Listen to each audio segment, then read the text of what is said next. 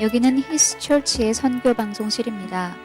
히스처치는 성령님이 주도하시는 사역을 통해 로스앤젤레스에서 땅끝까지 예수님을 증거함으로 주님의 다시 오심을 준비하는 예배와 말씀의 공동체입니다. 많은 은혜를 받으시기 바랍니다.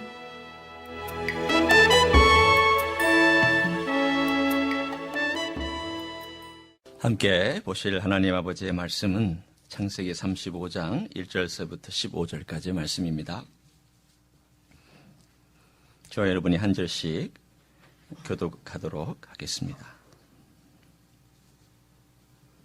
창세기 35장 1절부터 15절까지입니다.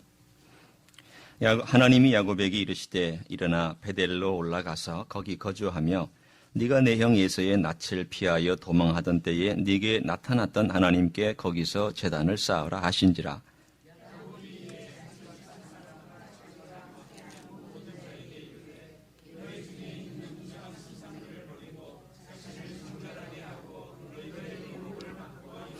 우리가 일어나 베델로 올라가자 내 환난 날에 내게 응답하시며 내가 가는 길에서 나와 함께 하신 하나님께 내가 거기서 제단을 쌓으려 하노라 하매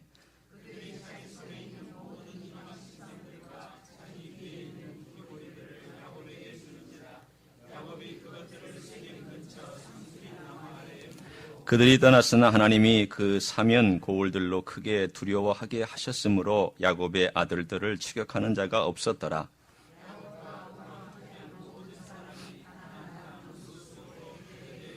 그가 거기서 제단을 쌓고 그곳을 엘 베델이라 불렀으니 이는 그의 형의 낯을 피할 때에 하나님이 거기서 그에게 나타나셨음이더라.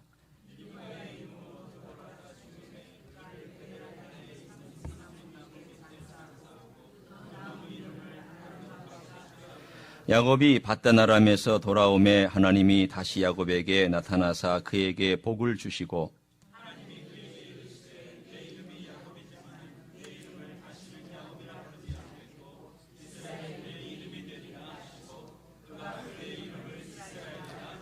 하나님이 그에게 이르시되 나는 전능한 하나님이라 생육하며 번성하라.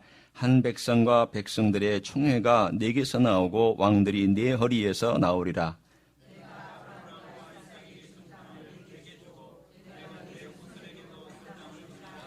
하나님이 그와 말씀하시던 곳에서 그를 떠나 올라가시는지라.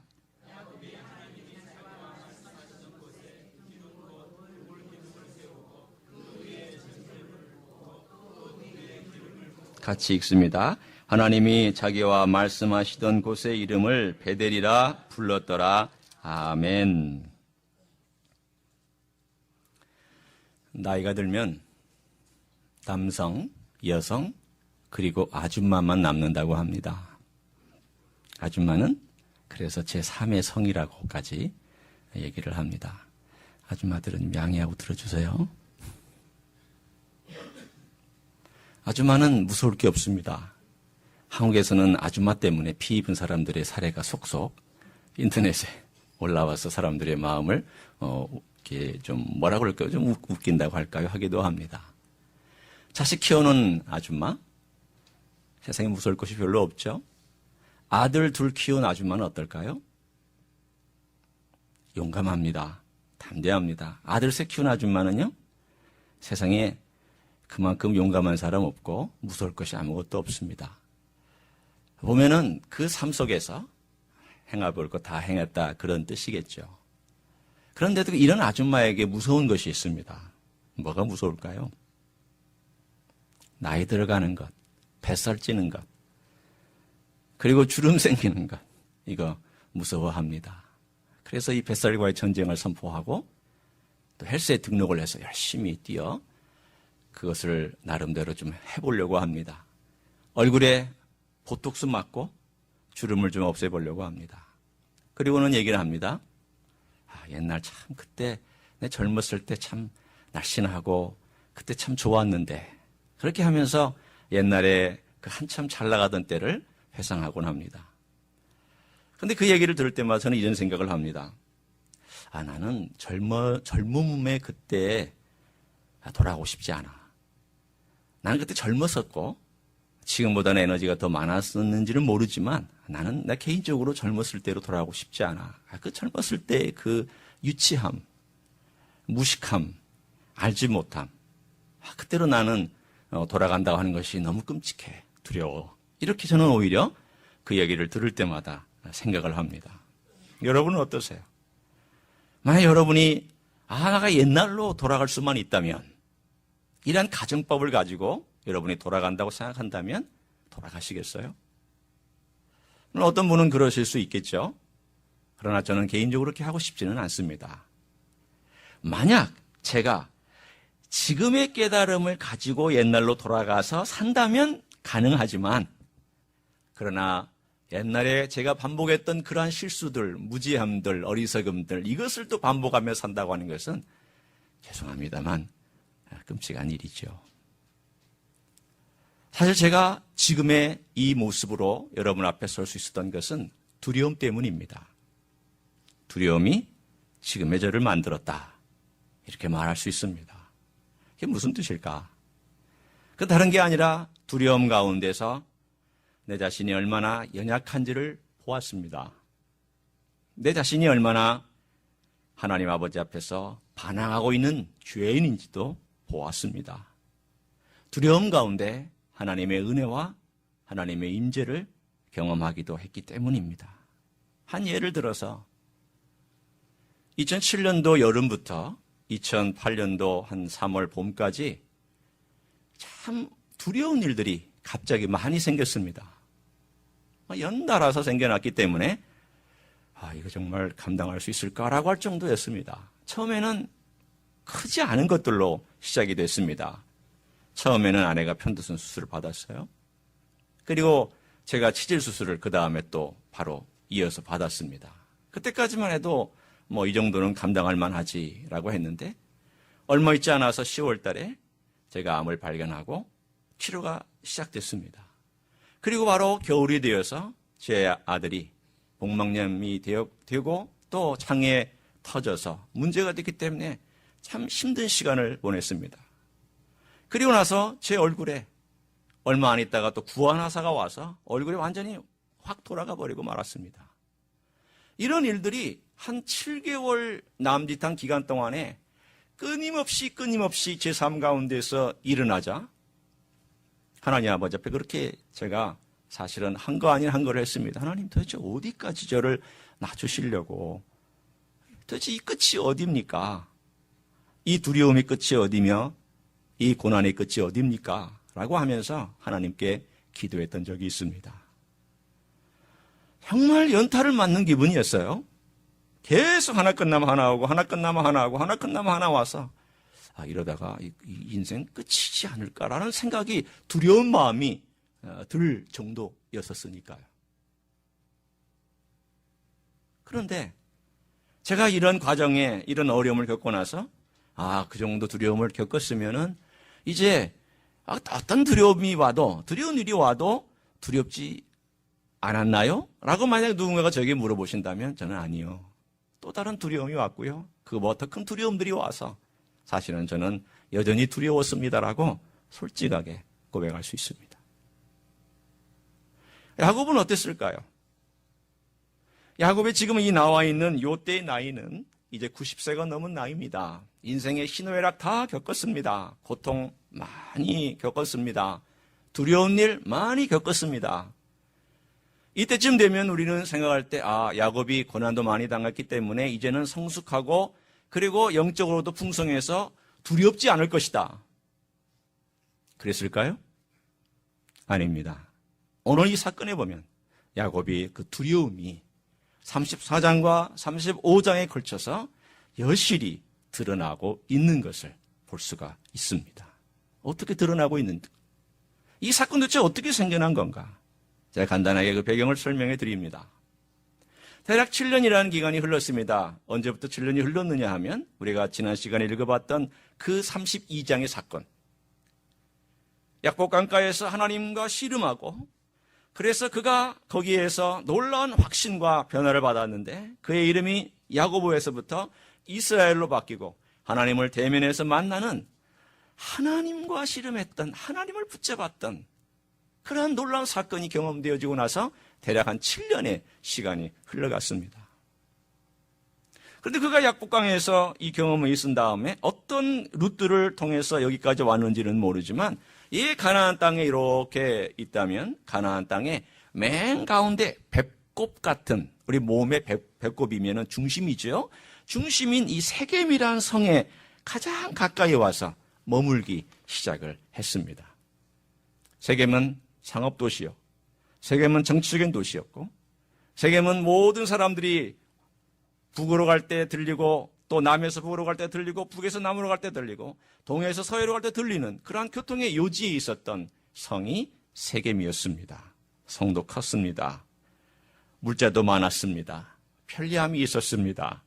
많은 사람들이 누릴 수 있는 문화와 문명이 거기에 있었습니다. 가나안 문명의 핵심이라고 얘기해도 과언이 아니었습니다.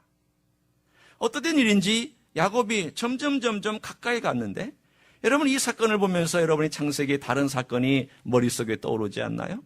누가 소돔에 점점 가까이 다가갔을까요? 롯입니다.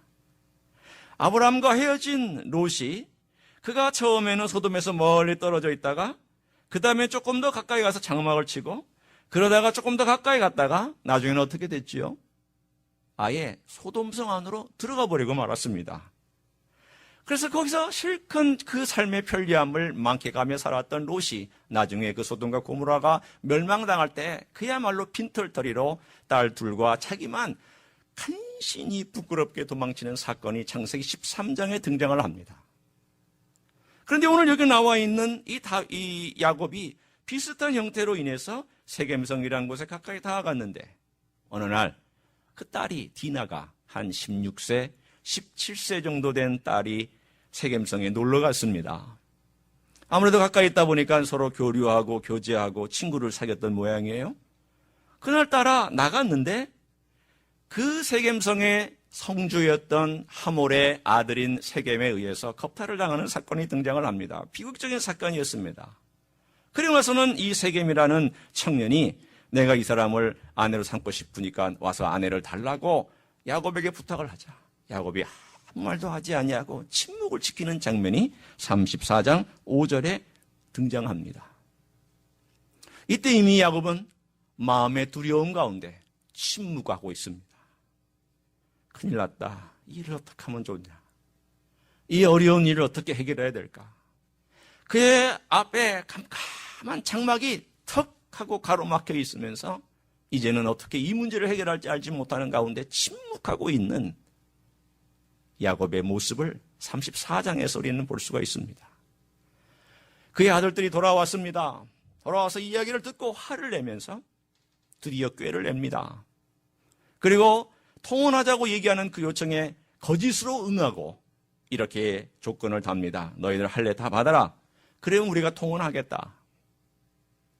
그래서 이 모든 남자들이 할례를 다 받고 나서 3일째 되는 날 가장 아플 때 시몬과 레위가 칼을 들고 가서 이 세겜성의 모든 남자를 다 쳐서 살육하는 장면이 34장에 등장을 합니다. 그리고는 여자들과 그 아내들과 그 자녀들을 다 빼앗아서 오고 그들을 노예로 팔아버리고 종으로 팔아버리고 그 가축들을 다 끌고 오는 끔찍한 사건이 34장에 등장을 합니다. 아니, 어떻게 해서 하나님의 가정이, 선택받은 가정이 이렇게 잔인할 수 있고 이렇게 하나님의 길과는 딴판인 길을 걸어갈 수가 있을까? 도대체 이게 뭘 우리들에게 말씀하고 있는 것일까? 이 사건은, 아니 약복강에서의 사건은 하나님과 영적으로 만난 사건 아닙니까? 그리고 하나님께서 그들을 축복한 사건인데 어떻게 해서 이들이 이렇게밖에 될 수 없었습니까? 라고 만약에 묻는다면 저는 적어도 두 가지를 이유를 들이댈 수 있습니다. 하나는 그들은 가나안 문화 속에 일부가 되어서 한편으로는 하나님을 섬기고 한편으로는 가나안 문화의 편리함 가운데 빠져서 자기 만족 가운데 빠져 있었던 삶이 오늘 그들에게 있었기 때문입니다. 사랑하는 성도 여러분, 만족이란, 자기 만족이라고 하는 것은 내가 풍부에 처할 줄도 알고 가난한 가운데 처할 줄도 알고 하는 사도 바울의 그 삶의 철학 아닙니다. 자기 만족이라는 건 뭐냐면 내가 이 정도면 좋습니다. 이 정도면 내가 하나님 섬기는 정도 선에서 그만입니다. 라고 하는 적당히 하나님을 섬기고 적당히 세상의 기쁨과 내 원하는 것을 쫓아가는 삶을 우리는 자기 만족이라고 얘기할 수 있습니다. 어느 날 경험 많은 마귀가 쪼무레기 신참 마귀를 훈련하는 장면이 등장을 합니다. 이 신참 마귀가 아주 경험 많고 풍성한 지식을 가지고 있는 그 마귀에 가서 크리스천이 지금 교회를 열심히 이 사람이 구원받고 교회를 막 다니려고 그러는데 아주 환난을 주고 어려움을 주어서 교회를 못 가게 막을까요? 라고 묻자 이 경험 많은 늙은 마귀가 그렇게 얘기를 합니다. 껄껄 웃으면서 그거는 초보들이 하는 수법이다. 놔두고 열심히 잘 가게 네가 뒤에서 바람 불어줘라. 대신 그 바람을 불어줄 때에 귀에다가 이렇게 속삭여라. 다니되 적당히만 다녀라. 적당히만 봉사하고 적당히 기도하고 적당히 섬기고 네가 누리고 싶은 건 누려라. 그리고 적당히 네가 선을 그어서 이 선을 넘어가지 않도록 네가 계속 바람을 집어넣어라. 그러면 말미에 가서는 그 사람이 하나님을 사랑하는 것이 아니라 결국 세상을 사랑해서 하나님으로부터 우리의 원수, 그 원수라는 건 예수 그리스도를 말합니다. 원수로부터 분명히 떨어져 나와서 우리가 원수로부터 그 사람을 빼앗을 수 있을 것이다. 이렇게 가르친 대목이 C.S. 루이스의 편지에서 스크루테이프의 편지에서 등장을 합니다. 제가 조금 각색을 했어요. 그러나 줄거리는 다 그대로예요. 그럼 우리의 삶 속에서 이 적당주의는 이 세상에 묻어가면서 슬며시 들어오는데 슬며시 들어와서 우리의 삶 가운데서 우리를 하나님으로부터 조금씩 야금 빼내서 세상을 향하여서 나도 모르게 끌려가도록 만들어주는 그러한 힘이 있는 그것이 바로 세속주의입니다. 야곱이 세겜성에 가까이 갔습니다. 편리합니다. 문물거래하기 좋습니다. 자기가 양치고 소를 치는 사람으로서 양을 바꾸고 문물을 바꾸고 거래하고 필요한 물자를 얻기에 참 좋은 곳입니다. 세겜성 아주 가까이까지 다가갔습니다. 그랬더니 그 세겜의 문화와 가나안 문화가 그 가정 안에 들어오기 시작했습니다. 넘실넘실 들어왔는데 들어오는 그 내용이 뭔지도 몰랐습니다. 파악도 안 됐습니다. 그것도 모르고 그냥 그들은 가까이에서 그걸 느끼면서 누리면서 아 좋다. 세겜성 가까이 있으니까 이렇게 여러 가지로 좋은 것이구나라고 하면서 걸어갔던 그들의 자기 만족이 오늘 이 사건의 배후에 역사하고 있었던 것입니다. 사랑하는 성도 여러분, 이 시대는 대단히 힘이 셉니다. 이 미국이라는 시대는 대단히 강력합니다. 나 혼자 못 싸웁니다. 내가 적당히 하나님, 내가 주님 이 마귀가 얘기하는 내용대로 너 바쁘잖아. 그러니까 적당히 해. 너 만날 사람 많잖아. 적당히 해. 너 원하는 거 많잖아. 적당히 해. 너 삶에서 네가 하고 싶은 취미생활 이런 것들 많이 있으니까 적당히 선 긋고 절대 넘어가지 마라. 그것이 무언가? 그런 유혹이 무언가? 또 하나는 오늘 여기서 나와 있는 왜 이 사건이 배후에서 등장했는가 하면 하나님께서 허락한 이 사건은 우리 안에 있는 폭력성을 드러내준 사건이기도 했습니다. 여러분 이 사건을 보면 말이죠. 34장에 있는 사건을 보면 이런 생각이 듭니다. 이건 하나님의 백성이 할 짓이 아니야. 어째 하나님의 백성이 이렇게 거짓되고 하나님의 백성이 이렇게 아무리 어떻게 우리에게 이런 나쁜 짓을 그들이 행할 수 있을까라는 그 형제들의 자식들의 변명이 나오는데 저는 속으로 이런 생각이 들었습니다. 야, 참 끔찍하다. 이들은 하나님의 방법에 대해서 전혀 기대하지도 않고 하나님께 요청하지도 않았고 하나님의 손길에 대해서 의식하지도 않았구나. 어떻게 했습니까? 꾀를 냈고 쳐들어가서 앞볼 때 쳐 죽였고 그 모든 것을 자기들의 분노와 폭력과 잔인함을 그대로 노출해서 세상의 세겜 사람들이 하는 것보다 더 잔인하게, 더 폭력적이게, 더 하나님의 뜻에 어긋나게 행하였던 이 모습을 하나님께서는 그대로 노출시켜 주셨습니다. 봐라. 너희들이 이런 인생이다. 봐라. 너희들이 내가 너희를 선택했지만 너희들의 그 본성에 가지고 있는 이 폭력이라는 것이 얼마나 강력하게 너희를 붙잡고 있는지를 봐라. 라고 하나님은 이 사건을 허락하심으로 그들 안에 있는 폭력을 보게 하셨습니다. 여러분, 우리는 이런 폭력적인 사람들은 아닐 수는 있습니다. 그래요. 여러분들도 아니고 저도 아닐 수 있어요. 그러나 가만히 생각해 보면 이 한 예를 들자면 이 말의 폭력이라는 것이 얼마나 사람들의 마음을 힘들게 할까라고 생각한다면 내 안에도 폭력이 있을 수 있구나. 그 폭력을 제일 잘할 수 있는 사건은요. 여러분 앞에 차가 확 하고 끼어들 때 여러분 입에서 탁 튀어나오는 말이 여러분의 폭력의 현실이에요. 여러분 욕하세요? 죄송합니다만 그게 여러분 현실이고 제 현실이에요.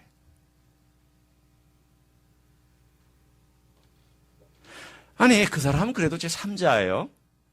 지나가 버리면 끝이에요. 요즘 한국은요, 자기 앞에 확 끼어드는 사람 뒤에서 보복 운전하고요, 앞으로 가가지고 차를 끽 세워가지고 놀래게 하고, 이런 사건들이 지금 비일비재하게 일어나고 있어요. 이 분노를 감당을 못하는 거죠. 우리 안에 있는 이 폭력성은요, 교양으로 살짝 가리웠습니다. 교육으로 살짝 가리웠습니다. 오랜 훈련으로 살짝 가리웠습니다. 오랜 도덕과 윤리로 살짝 가리워서 보통 때는 잘 드러나지 않아요.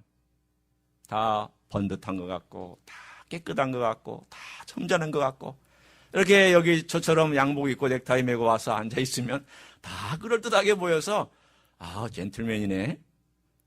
모양이 젠틀맨 같죠? 그쵸? 아니에요? 젠틀맨 같아요?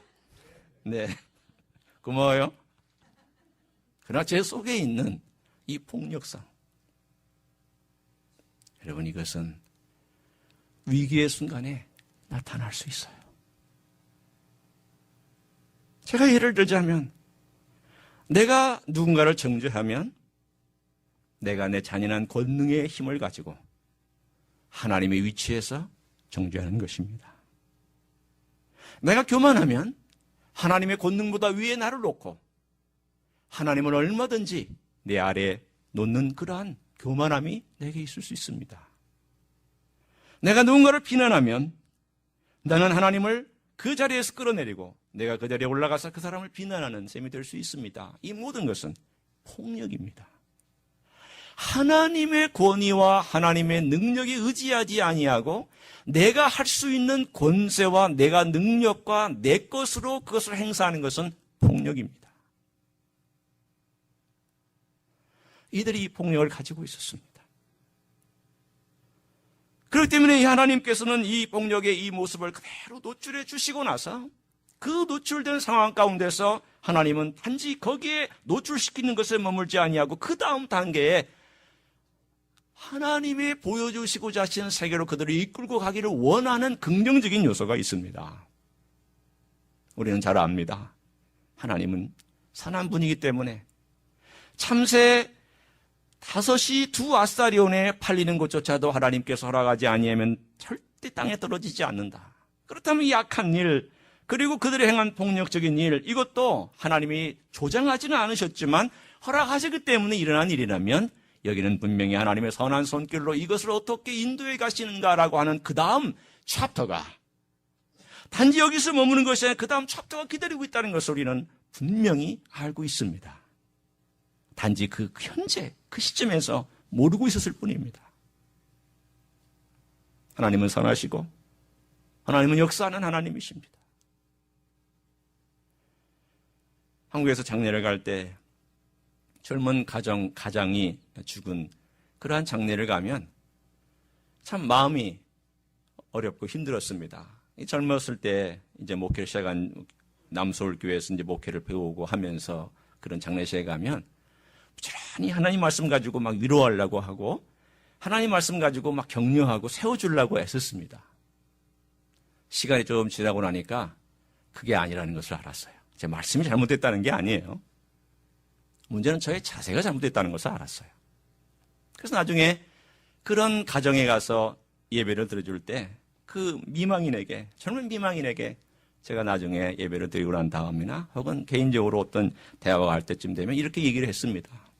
집사님, 집사님의 마음 이해합니다. 한가하고 싶으면 실컷 하나님 한가하세요. 하나님 앞에 호소하고 싶은 거 있으면 다 하세요. 하나님께 대들고 싶으신 거 있으면 다 드세요. 하나님께 부르짖고 싶은 소리 있으면 다 부르짖으세요. 제가 집사님이라도 그럴 겁니다. 저도 지금 왜 하나님이 이 일을 행하셨는지 저도 모릅니다. 수많은 인간의 말을 제가 해드릴 수 있지만 저 잘 못합니다.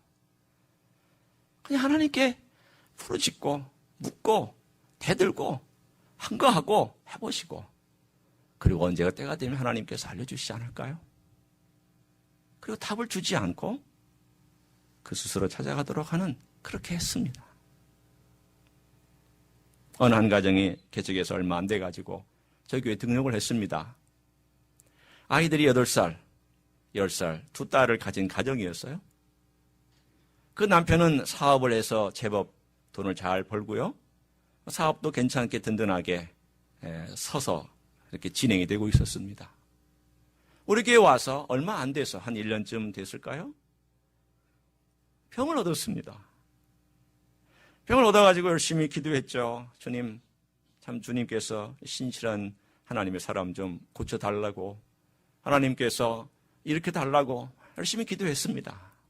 그런데 병은 점점 나빠져서 결국은 의사의 선언에 의하면 이제 몇 개월 남지 않았다고 그렇게 선고를 받았습니다. 신방을 가서 예배를 드리고 이렇게 같이 앉아서 얘기할 때면 그분이 그렇게 얘기를 합니다. 목사님, 제가 개척하는 목사님의 참 힘이 되어드리고 싶은데 목사님 언젠가 건축하면 제가 하는 이 사업의 이 물건으로 목사님의 건축을 참 도울 수 있을 텐데 하나님은 그런 기회를 주실까요? 마음이 아프죠. 저라도 낫습니다. 좀 그렇게 좀 얘기 좀 했으면 좋겠는데. 우리 같이 기도했으면 좋겠습니다. 더 열심히 기도하겠습니다.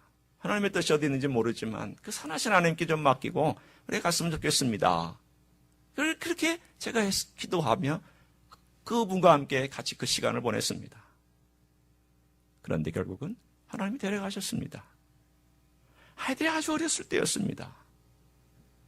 힘들 때죠. 이제 딸 둘하고 엄마만 남았으니까. 그 과정 가운데서 이분이 참 얼마나 힘들었을까. 참 힘든 세월을 보냈죠. 그러나 하나님이 그 요소마다 필요한 것들을 다 공급해 주셨고 그 두 딸을 잘 키웠습니다. 근데 한 가지 놀라운 것은요. 제가 이제 여기 오기 전에 몇 년 전에 아이들이 하나씩 대학에 다 들어갔어요. 그런데 이야기하고 들어주세요. 제가 가만히 그 아이들 보면서 얘가 대학을 들어갔네? 사실은 그 엄마가 저한테 와서 얘기했어요. 애들 공부 안 한다고. 성적도 별로라고. 그런데 놀랍게도 서울에 있는 좋은 대학들 다 들어갔어요. 둘 다. 제가 그래서 나중에 하나님께 이런 기도를 드렸어요. 하나님 참 고맙습니다. 하나님께서 이 가정을 참 도와주셨습니다. 신실하게 하나님을 붙들고 하나님 은혜 가운데서 머물려고 하는 이 가정을 하나님께서 축복해 주셔서 이 두 아이가 참 그래도 대학을 잘 들어가서 이렇게 그 길을 갈 수 있는 것이 참 감사합니다. 제가 감사의 기도를 드렸습니다. 그 1년의 과정, 처음에 저희 교회 등록할 때부터 그 아이들이 대학에 들어가고 또 신실하게 그 여자 집사님이 권사님이 되고 하는 이 모든 1년의 과정 속에서 한 10여 년에 걸친 과정 속에서 하나님의 선한 손길이 어떻게 그 가정을 지켰고 그 어려운 가운데 일으켜 주셨는가를 저는 제 눈으로 매주 어떨 때는 일주일에 몇 번씩 만나면서 제가 지켜봤고 하나님의 역사하심을 분명히 보았습니다. 하나님은 선하신 하나님이십니다. 단지 우리가 짧은 기간 동안의 것을 확인하지 못할 뿐이에요. 짧은 기간 동안에는 잔인하게 보이고 짧은 기간 동안 왜 이런 일이 우리에게, 왜 이런 어려운 일이 우리의 삶 속에 라고 얘기할 수 있지만 시간을 넓혀서 이렇게 확장해서 보면은 하나님께서 이렇게 인도하셨구나. 하나님의 손은 절대 짧지 않아요. 오늘 여기에 어렵고 힘들고 두려운 일이 나타났던 야곱이라는 가정 속에 비록 이것은 그들이 하나님 아버지 앞에서 무언가 하나님을 쫓지 않았던 문제에 있는 가정이었지만 하나님이 어려운 일을 허락하셨을 때에는 거기에서만 머무는 것이 아니라 하나님의 선한 손길을 그들의 생애 가운데 느끼도록 내가 너 지키고 있다. 네가 비록 악하지만, 네가 죄인이지만 내가 선택한 백성 아니냐? 내가 너를 사랑하지 않냐? 내가 너를 지켜주지 않냐? 내가 너를 도와주지 않냐? 내가 너와 함께하지 않냐? 하나님은 그 위기 가운데 그것을 분명하게 드러내 주십니다. 그들의 잔인성을 어떻게 해결할 수 있을까? 아니, 그들의 잔인성이 문제가 아니라 내 안의 잔인성. 사실은 내 안에 있는 그 잔인성 때문에, 내 안에 있는 폭력성 때문에 사실은 예수님께서 돌아가셔야만 했고 십자가에서 그 문제를 해결하셨어야만 했습니다. 태풍이 있죠.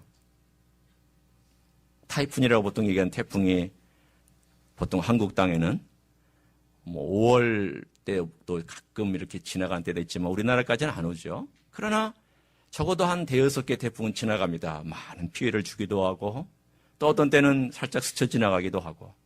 그런데 저는 가끔 그런 생각을 합니다. 저도 그런 마음이 있어서 어떨 때는 하나님께 좀 죄송하기도 한데 우리나라를 살짝 스쳐 지나가고 일본을 강타할 때면 갑자기 기분이 좋아질 때가 있습니다. 용서하고 들으세요. 그래라 하나님께 회개기도 합니다. 주님, 목사가 목사가 일본을 사랑해야 되는데 왜 자꾸 일본을 강타하면 기분이 좋아지는 건 왜 그럴까요? 제가 그렇게. 그래서 제 안에 있는 게 폭력성일까? 아니면 우리가 그동안에 너무 당한 게 많아가지고 그런 것일까라고 하는 생각이 없잖아 있습니다만, 그러나 좋은 건 아닌 것 같아요. 그 일본이 그렇게 막 힘들고 어려우니까. 그런데 우리나라도 강타할 때가 있어요. 여러분이 태풍이요, 나쁜 것만 아닙니다. 필리핀의 그 남쪽의 바다에서부터 올라오는 이 태풍은요, 공기를 정화하고요, 바다를 정화시킵니다. 태풍은 손해를 주는 것 같고 피해를 주는 것 같지만 태풍 때문에 오염을 없애주고 바다의 오염을 정화시키며 공기의 오염을 송두리째 날리면서 정화시키는 놀라운 역사가 있음을 최근에 사람들이 발견을 했습니다. 여러분, 태풍 같은 고난과 환난과 혹은 폭력적인 일들과 어려운 일들이 우리의 삶을 휘저어 놓을 때 그 태풍의 한가운데서 얼마나 힘들어요. 날아가죠. 위에서 뚝뚝 떨어지죠. 비는 오죠. 바람은 불죠. 도대체 누가 내 도움이 될 수 있겠느냐고 생각하지만 시간이 지나고 난 다음에 보면 하나님께서 이 태풍이라는 어려운 과정을 통해서 내 삶을 정화하고 내 삶을 깨끗하게 하고 씻었던 역사가 있잖아요. 십자가가 태풍 같은 사건이었잖아요. 인간이 얼마나 예수 그리스도를 잔인하게 못 박았어요. 그 잔인하게 못 박고 그 태풍이 놀라운 일들이 일어났잖아요. 그렇지만 그 태풍이 지나가고 난 다음에 예수 그리스도의 피가 묻어있는 그리스도인들의 삶 속에서 그 피로 말미암아서 우리의 삶은 정화된 줄로 믿습니다. 십자가 내가 처음 볼 때에 나의 마음의 큰 고통 사라져 오늘 믿고서 내는 밝았네 참 내 기쁨 영원하도다.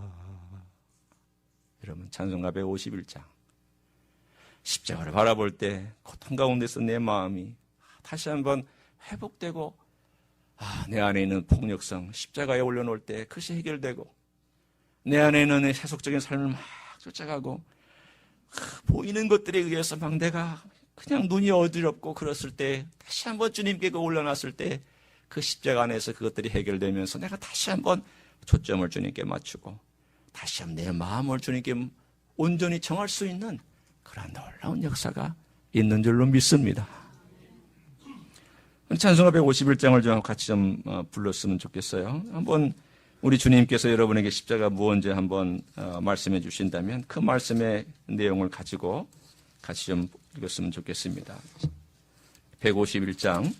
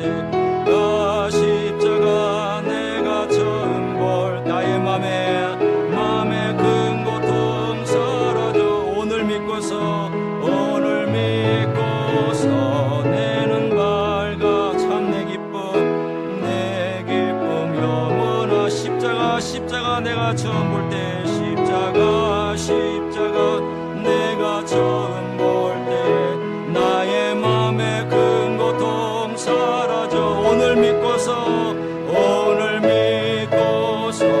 내는 밝았네 참 내 기쁨 영원하도다.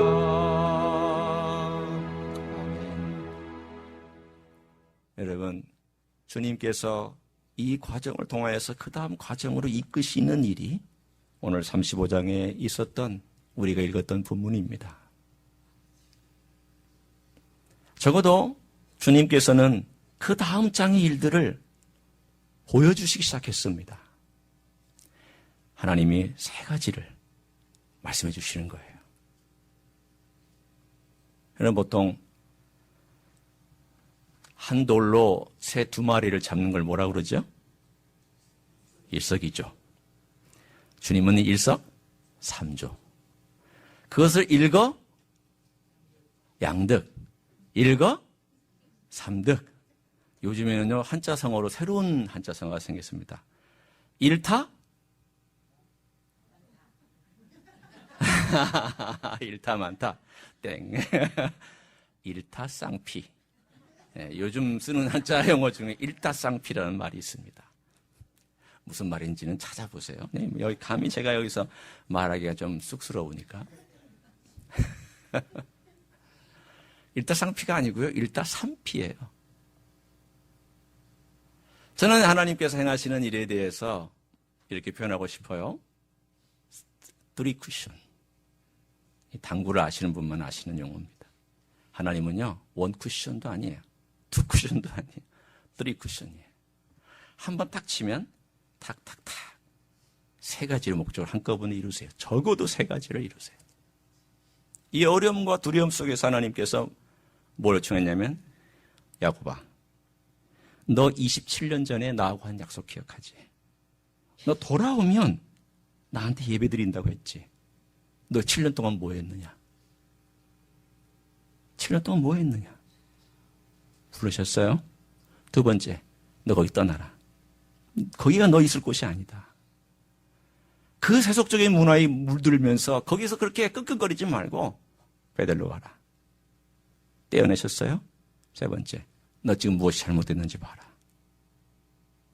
그런 말씀을 하나님께서 하시는 순간 딱 그가 손을 쳤습니다. 주님, 맞습니다. 지금 우리 안에 있는 문제를 제가 봤습니다. 그리고 나서 그가 2절에 이렇게 고백합니다. 야곱이 이에 자기 집안 사람과 자기와 함께한 모든 자에게 이르되 너희 중에는 이방 신상들을 버리고 자신을 정결하게 하고 너희들의 의복을 바꿔라. 세겜에서부터 물들었던 모든 이 땅 위에 있는 더러운 것들 다 묻고 가자. 버리고 가자. 그러더니 4절에 그들이 자기 손에 있는 이방 신상들과 손에 있는 이방 신상들이 뭐예요? 쥐고 다닐 만한 것들이 조그마한 귀여운 우상들이에요.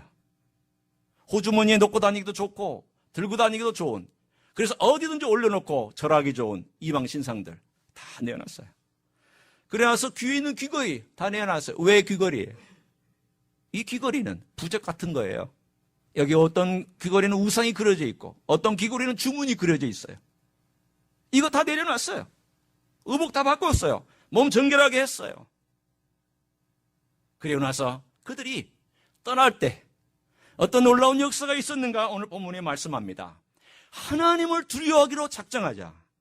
하나님을 바라보기로 작정하자. 그 두려움이 인근에 있는 마을들에게로 그대로 내려와서 인근의 마을들은 그들을 전혀 건들지 못하는 역사가 있었습니다. 성도 여러분, 세상 두려워하면 세상은 다 두려움으로 나에게 다가옵니다.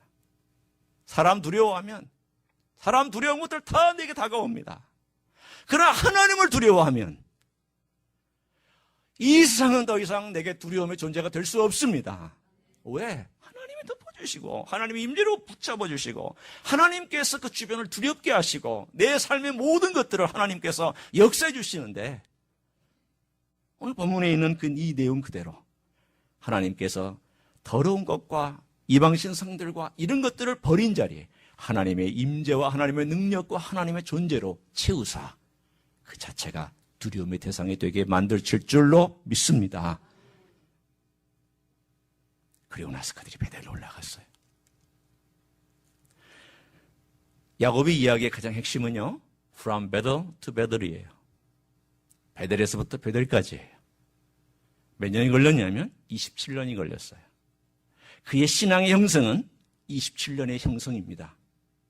그 이유는 하나님과 잘 교제함에 갔어요. 그런데 이 27년이 들쑥날쑥 하면서 올라갔다 내려갔다 요동치는 그런 역사였어요. 물론 그 뒤에 야곱의 사건이 등장해서 어려움이 있지만 그래도 일단은 야곱 개인의 삶 가운데 있는 가장 큰 그 두려움과 자기 자신이 하나님 아버지 앞에서 느슨하거나 혹은 잘못된 삶의 습관으로 해서 경험한 27년의 기간이 어느 정도 그의 삶의 가장 중요한 하나님을 경외하는 법, 하나님의 임재를 경험하는 법, 그리고 하나님께 나아가는 법, 예배하는 법을 배웠던 27년이었습니다. 그 하나님이 어떤 하나님인가 보여드리겠습니다. 35장을 한번 보시겠습니다. 11절입니다. 여전히 베델에 있었던 사건입니다. 10절에 하나님께서 다윗 성노 야곱이 아니다 이스라엘이다라고 말씀해 주시고 11장 하나님이 그에게 이르시되 나는 누구라고 말씀하셨습니까?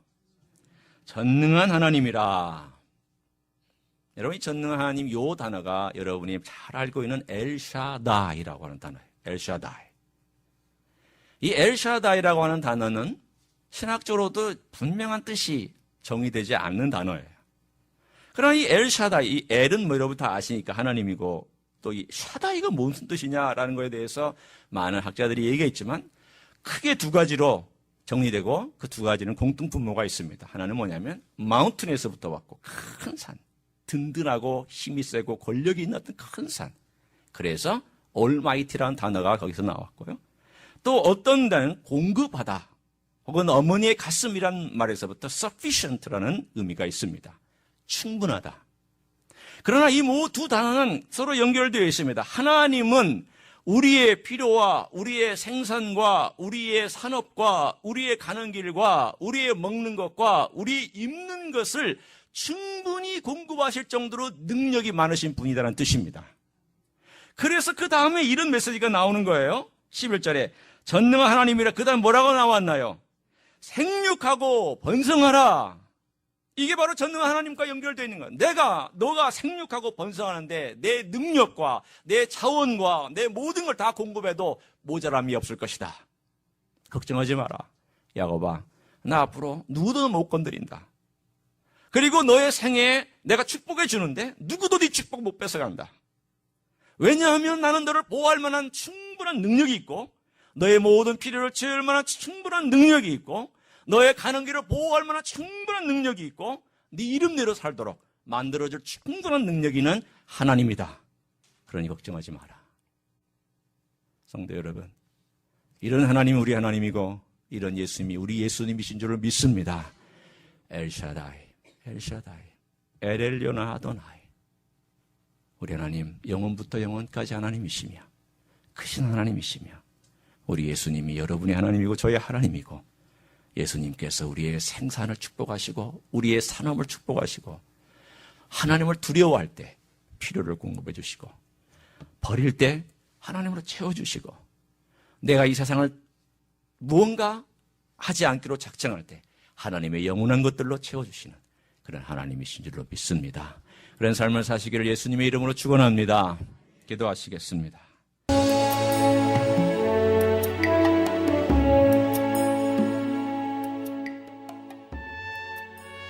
히스처치는 로스앤젤레스에 있는 한인타운과 다운타운의 중간에 위치하고 있습니다. 주일 아침 예배는 11시, 수요 예배는 저녁 7시 30분, 새벽 기도회는 매일 아침 5시 30분에 드려집니다. 오늘도 주께서 주시는 평강과 은혜 안에서 승리하시기를 주님의 이름으로 축복합니다.